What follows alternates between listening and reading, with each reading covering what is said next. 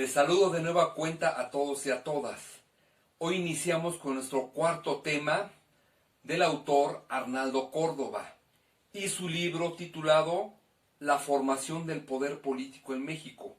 Aquí el autor nos plantea un análisis cómo se ha transformado el poder político en México. Hace referencia a que en el porfiriato fue un poder personal, un poder que se fundamentó en una serie de lealtades y cómo hubo una transición a un poder institucionalizado ya en la posrevolución. O sea, el poder ya se institucionaliza a través de la institución del partido oficial. Entonces, iniciamos. El autor en la introducción nos dice que en el siglo XIX no existía un control efectivo sobre la población, sobre el territorio. No había una autoridad lo suficientemente fuerte que lograra imponer a las instituciones. Esto se transformó durante el porfiriato, como ya comentamos. En el porfiriato hay que entender que también hubo inversión extranjera directa. México entra a la revolución industrial del Pacífico. Sin embargo, las clases bajas no son favorecidas. Sería a través de los artículos tercero, que habla de la educación, el 27, que habla de la tierra y de las aguas nacionales, y el 123, que habla del trabajo, como se define lo logrado por la revolución, con la promulgación de la Constitución de 1917. Esta plantea la organización, una nueva organización del Estado. Venustiano Carranza propuso en el Congreso Constituyente que se formara un presidencialismo fuerte para poder establecer orden y darle institución al pueblo mexicano. Un Estado comprometido con los intereses de las clases populares, obreros y campesinos, un Estado reformista y paternalista. Cuando hablamos de paternalismo, el Estado hay que entenderlo como aquel que dota, que da, que provee al pueblo. Así pues, que la nueva organización del Estado, consecuencia de la primera revolución social y política del mundo, que fue la mexicana, planteó una nueva organización donde el Estado tenía esa figura paternal. ¿De qué? De dotar de tierras. ¿De qué? De reconocer sindicatos. ¿De qué? De darle derecho a la clase trabajadora a través del artículo 123 y 27 constitucional. Entonces era un poder fuerte. El otro subtema que aborda el autor se llama revolución o reforma. La revolución hay que entenderla, como bien hemos mencionado, que es una revolución de revoluciones. Fueron varias revoluciones en una misma. El autor inicia planteando que la revolución también fue democrática liberal, porque pretendió y logró la destrucción de la dictadura porfirista para garantizar nuevas libertades sociales y políticas a los ciudadanos. También fue agraria y popular porque hubo una movilización del pueblo para luchar en ella. También fue antiimperialista porque planteaba el rescate de los recursos naturales en manos de capitales extranjeros. Por una parte, el autor también plantea la revolución política. La revolución política, como sabemos, rompió y destruyó el orden que había prevalecido durante todo el porfiriato. De igual forma, el sufragio efectivo no reelección fue una realidad. Aparecieron también las elecciones directas y los partidos políticos, dos actores que no habían existido durante todo el siglo XIX en México. La revolución social. Aquí el autor creo que incurre en un cierto sesgo, un error, porque quiere ver la revolución mexicana con ojos como si hubiese sido la revolución rusa, y eso no es posible. El autor es de tendencia de izquierda, es marxista, está muy influido por esa corriente. Por eso él dice que una revolución social se cumple cuando se da la abolición de toda forma de propiedad privada y de los bienes de producción, como planteaba Marx.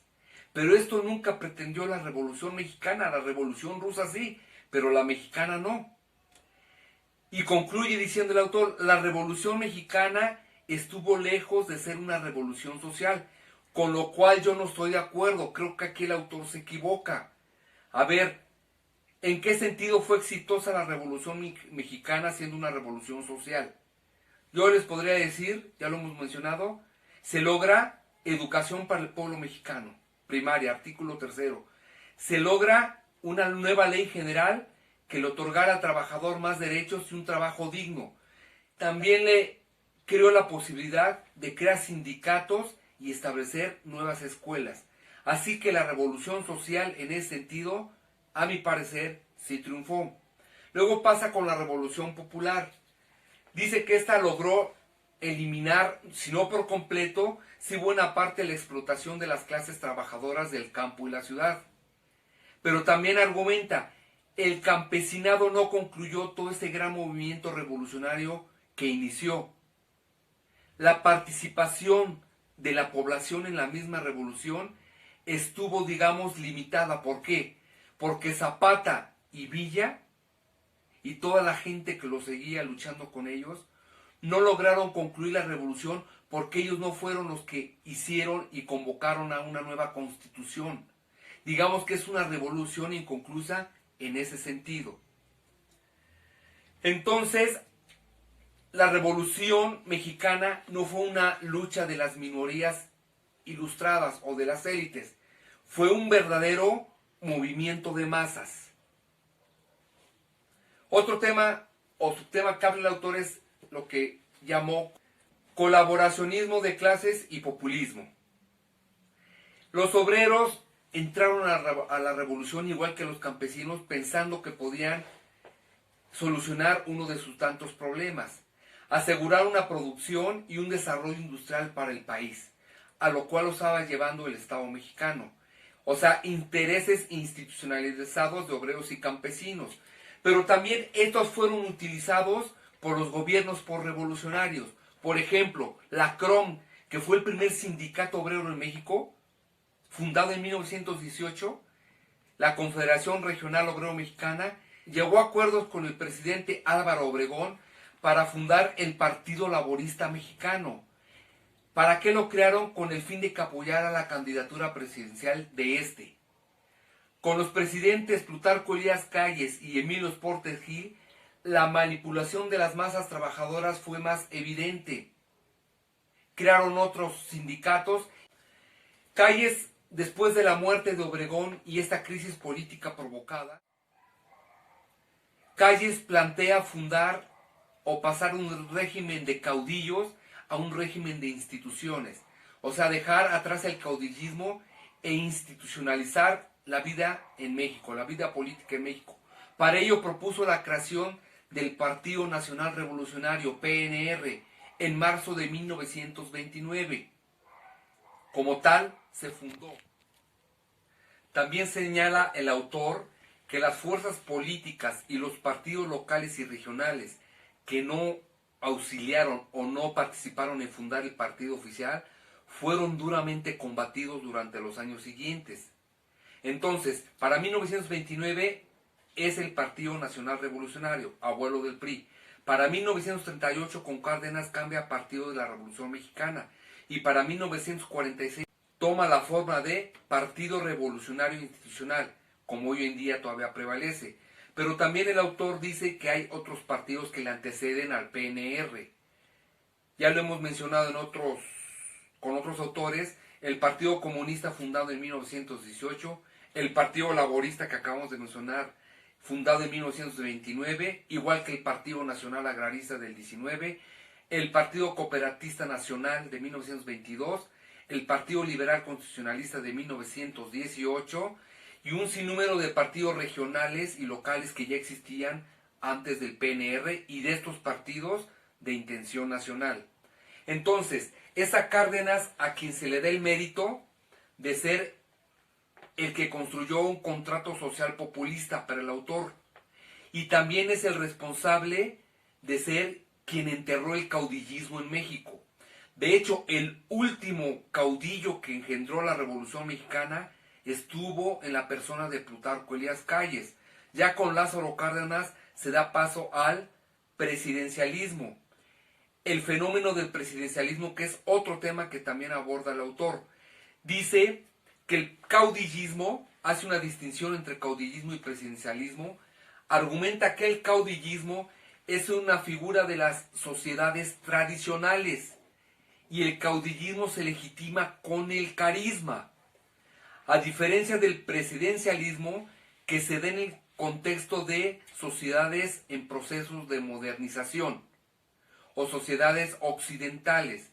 Entonces, la transición del caudillismo al presidencialismo se inicia en México cuando Lázaro Cárdenas, siendo presidente de México, expulsa a Plutarco Elías Calles en 1935-36 del país. Calles fue el último caudillo. Lo expulsa del país junto con Morones y se da inicio así a la etapa de lo que se llamó el presidencialismo mexicano. A diferencia del caudillismo, el presidencialismo obtiene su legitimidad en una institución, en este caso en el partido oficial. Entonces, presidencialismo se legitima con la institucionalización del partido, y en el caudillismo la legitimación es por la persona o por el carisma de la persona, ¿sí? Por otra parte, el cacique es una figura que se impone por la fuerza, por la violencia. Es una forma de dominación. El cacique también fue un intermediario entre la población y el Estado. Era el que tomaba decisión en favor o en contra de cierta población la cual dominaba. Entonces, si ya hablamos de presidencialismo, hay que distinguir dos cosas, dice el autor. Por una parte, los poderes que le otorga la Constitución al presidente de la República. ¿Cuáles son? Es jefe de Estado, jefe de gobierno, jefe de las Fuerzas Armadas y nombra a los secretarios, por mencionar algunos. Esos son los poderes constitucionales. Los poderes extraconstitucionales o metaconstitucionales que también le otorga el sistema político al presidente, entre otros, están ser jefe del partido oficial, nombrar al sucesor, nombrar candidatos a gobernador, etc. Esas son facultades que le otorga el sistema político al presidente. Entonces, el presidente obtuvo un gran poder en México por la vía de la Constitución y por la vía del sistema político, ¿sí? Y dice el autor, el presidente ha dejado de ser una persona. Después de 1940, el presidente ya es una institución. El presidente lo podía casi todo. Un poder autoritario que parecía no tener límites. El presidente prácticamente, moviendo o dando en una indicación, se podían hacer muchas cosas. Desarrollo y dependencia, que es el último subtema que aborda el autor. Acá dice que el Estado fue promotor de los intereses de la clase capitalista y del desarrollo económico. Hay que aclarar que la Revolución Mexicana nunca estuvo en contra del desarrollo capitalista o de la industrialización. Más bien lo que exigió la revolución fue que la riqueza se redistribuyera de forma más equitativa entre toda la población y no nada más que la burguesía capitalista fuera la favorecida de. Nunca se luchó contra eso, como sí luchó la Revolución Rusa, que ya anteriormente mencionamos. Entonces, el Estado mexicano tiene una función clasista, burguesa y capitalista. Manuel Ávila Camacho y Miguel Alemán se apartaron un poco ya del pensamiento cardenista al promover una plena revolución y desarrollo industrial en el país. El petróleo nacionalizado fue una herramienta formidable para el desarrollo económico del país. La reforma agraria, desde sus inicios, desde los años 30, se convirtió en un medio de control político de la población rural. Para reconocerles y entregarles tierras, las sometían al control político electoral en favor del partido oficial.